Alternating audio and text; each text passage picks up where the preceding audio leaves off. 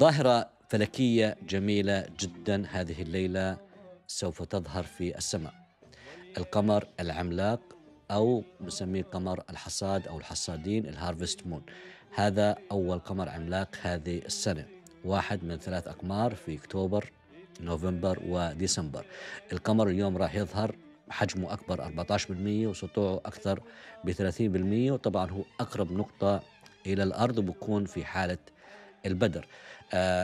بسمى الحصاد أو الهارفست مون. هذا من الفلكلور الزراعي في العالم، أنه الحصادين كانوا يستخدموا هذا أو يستغلوا هذه الفترة اللي بيظهر فيها هذا القمر عشان ينجزوا الحصاد قبل دخول الشتاء، ويعني يقوم بعملية الحصاد حتى ساعات متأخرة في الليل لأنه يكون ضوء القمر ساطع.